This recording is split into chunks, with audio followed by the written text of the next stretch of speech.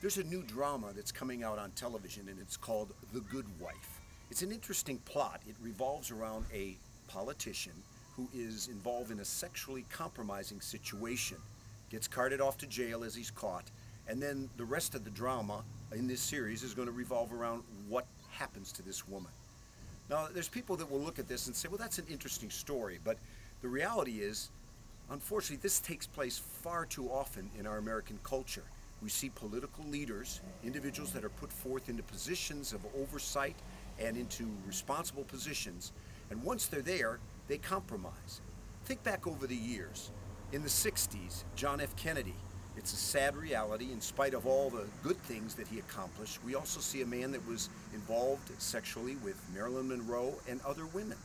And then his brother, Ted Kennedy, again, a man that accomplished much, was controversial in many ways, but at the same time, when he's married in his 30s, he goes off with a number of other men, and they're married, and here's single women that are interns. They go off on a weekend excursion, they bring their liquor in the car, and then Ted Kennedy exits with this single woman whose name was Mary Jo Kopechne.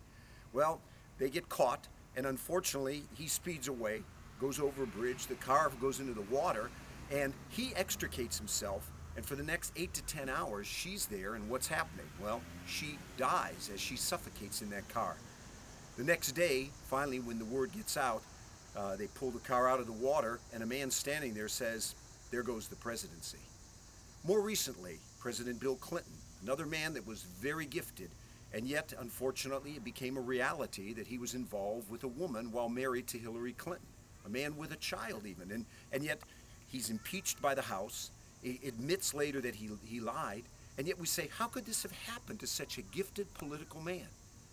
And now, most recently, there was a man that when was it? In 2004, was just inches away from being the Vice President of the United States. 2008, he ran for the presidency of the United States. And even though he didn't succeed in either of these, he was a United States Senator, John Edwards, and there was a report that this man was getting involved with a woman. He flatly denied it. But through investigative reporting following him, they finally found out there was not only a woman he was involved with, but also that this woman was pregnant. Now, what made it all the more tragic was that this man, John Edwards, had 4 children and a wife battling terminal cancer. Well, now, as there's investigation, his assistant has denied that he was the father. He's admitting his involvement. The woman is now moving to be near the Edwards family. And this scandal has just brought an end to a very gifted politician. Now, why do we look at these things? There are people that would say character doesn't matter. Just ignore this stuff. In fact, why do we talk about this? Well, in the Bible, we have records of individuals, and we have the positive and the negative. We have the blemishes, and we're supposed to learn lessons from when we see these individuals go wrong paths.